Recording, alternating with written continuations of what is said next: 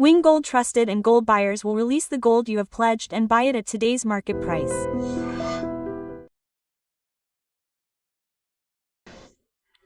Hi, hello, namaste, welcome back to iDream Media. Today Rahul Reddy, who has been practicing law for 30 years and is a lawyer especially in immigration, is with us.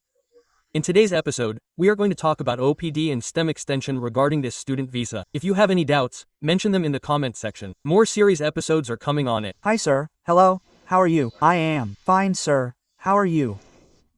Sir, especially those who are going on a student visa, they say that initially in the initial period they are given an OPT. What is the time period like? The latest is that there are no updates on it. Now, when we normally do a degree, whether it is a bachelor's or a master's, most of our children go for a master's, so let's talk more about masters.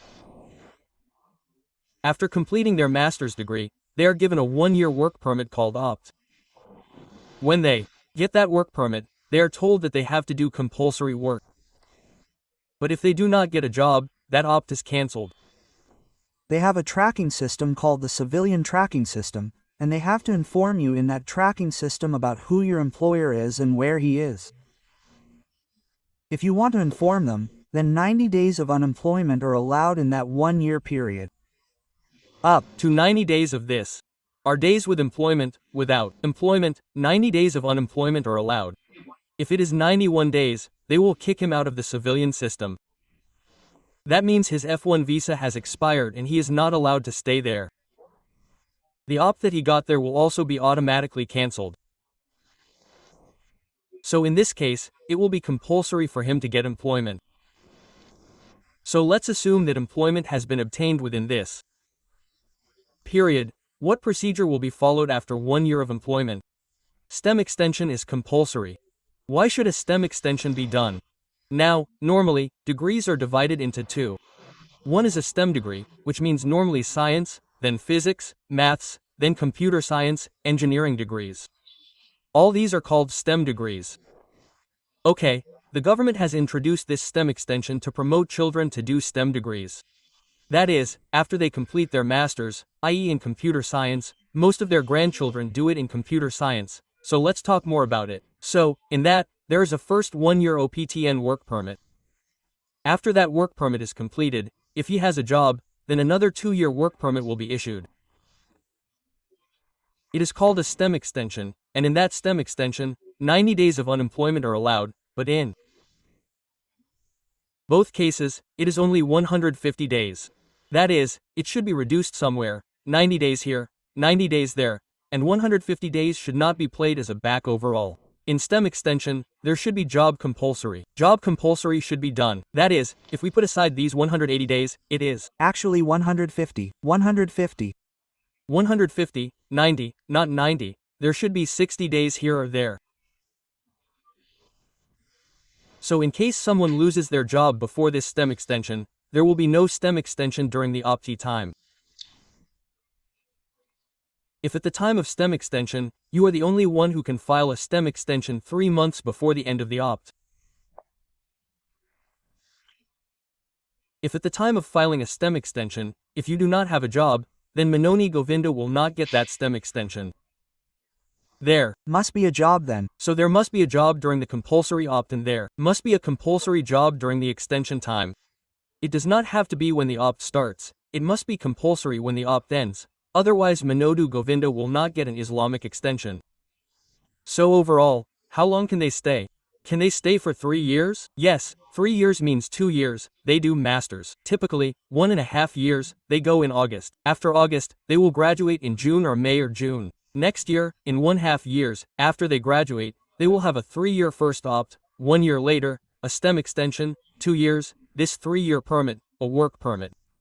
Because of this, you know that there is a lottery, an HB lottery, an HWB lottery for 80,000 members in March.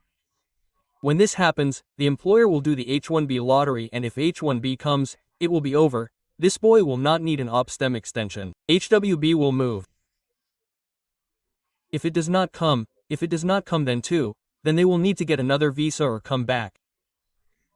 This OPT system seems similar to OPT, sir. What are the differences between the two? There is a lot of difference. OPT University extension is very different. The voluntary employment allowed during the opt period means internship, unpaid internship. Okay, that is. Any training is given by any company. If this boy goes there and takes training, whether it is a boy or a girl, even if they do not work, they will not be paid for taking the training because the one who gives training gives more money. Why does he not give it? Even if he does not give it, if he works there during the opt period and takes training, it should be counted under employment. Okay. When it comes to STEM extension, compulsory paid employment is necessary. During the opt period, voluntary or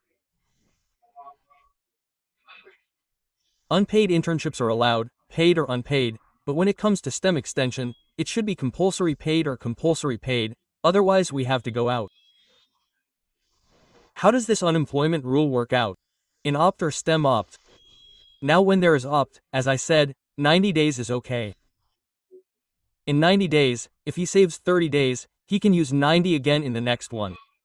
That is, it is better to use 60 here and then use 90 again in the next one. Okay, but he has a permit for 90 days. So normally, they will get internships, fine. Even if not, what our consulting companies do is they put them in training. That is, if there is a particular technology, I is a very hard technology. What do these people do? They take these people and give them all a good training and train them very specifically on that and place them.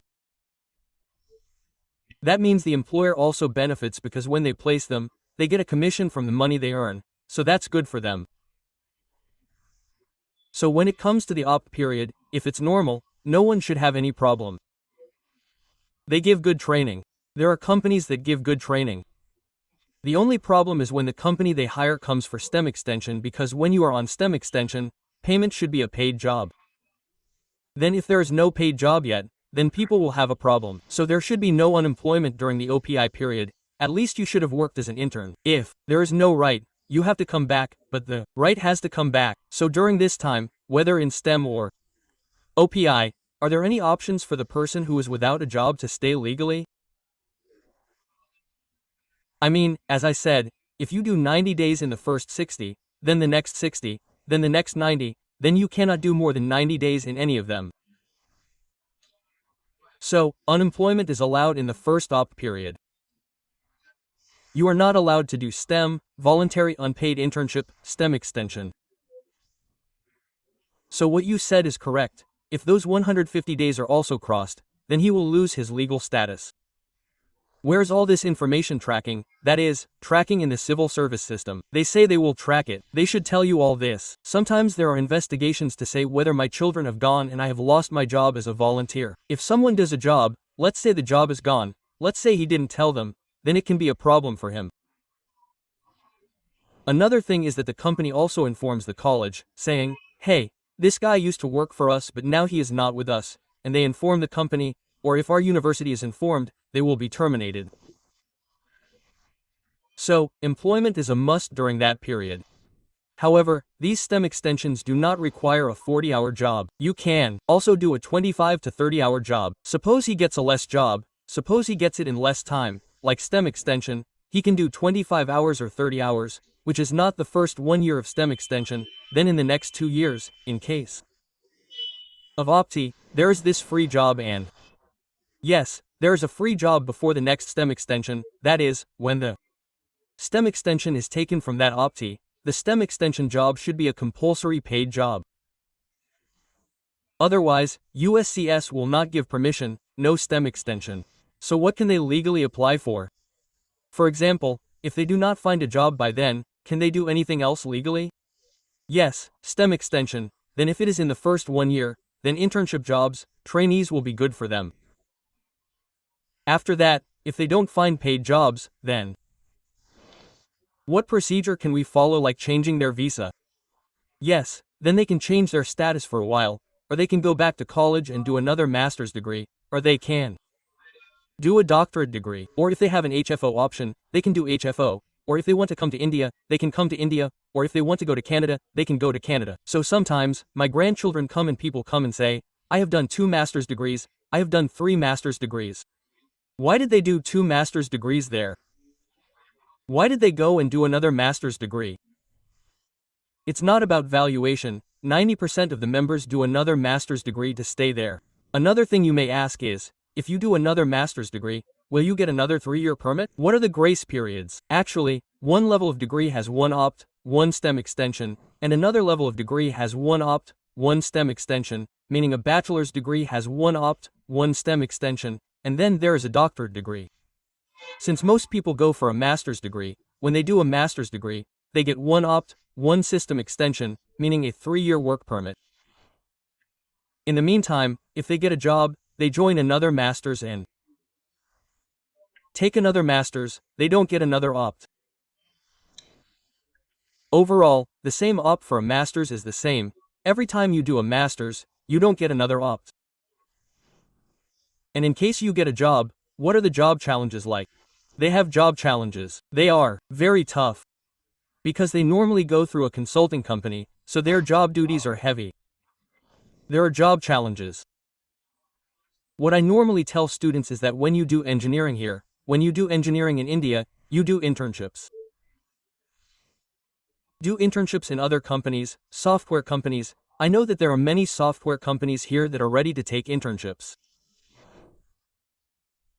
Do internships, then do training on any software, do model projects. You should do all this from the first year.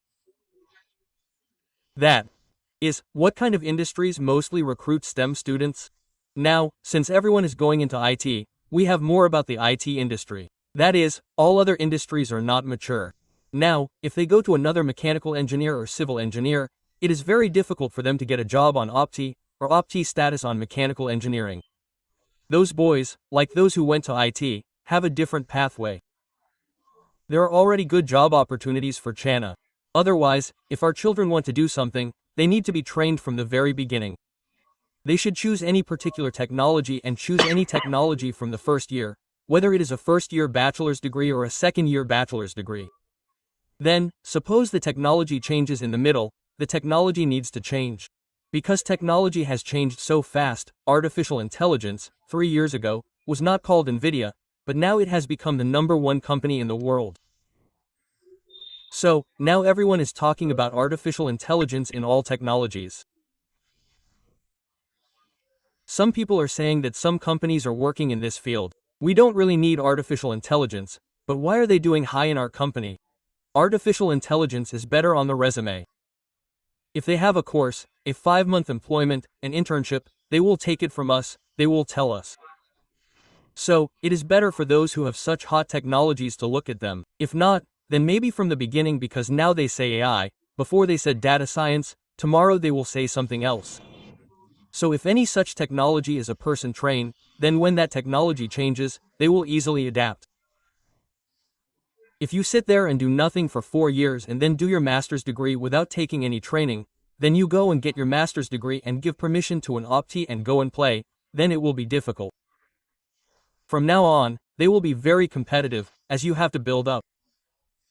Even in the OPT STEM, at the same time, these downturns, especially layoffs, will have an impact on OPT. First of all, you have to understand what the salaries are like. These US salaries are 80 lakhs, 90 lakhs. Even if the OPT system extension starts from 80 lakhs to 90 lakhs, what do we have here in India? Even if you think about small and big companies, it is a real surprise. If you look at the salary in such companies, I mean in particular Google, what do they have? 30,000 per month, 25,000 per month, that is, almost 4 lakhs, and the 5 lakh package is also very high. Here, the entry-level package is from 80 lakhs to 90 lakhs. But when there is such a package, here this person gets 5 lakhs, I will give you 80 lakhs, so how should your performance be?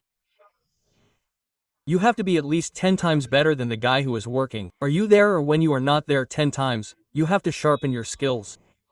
You should think like this: if you came here, you got 5 lakhs, you got 80 lakhs, your performance should be at least 10 times more. That is, to be 10 times more, you have to work sharp. You need to be fit for it. After I go there and complete my master's, I will learn, but in the current situation it will not work. 100% 7% correct, sir. Definitely all the things you said, and especially in Op STEM. How is the situation of students? What is the time period, grace periods, and what is the situation if you do not get it? You have heard all these things, right? Also, in the Wabi lottery situation, what are the effects of getting a job after getting a job? Let's see in the next episode. So stay tuned. Thank you so much for the information. Thank you, sir.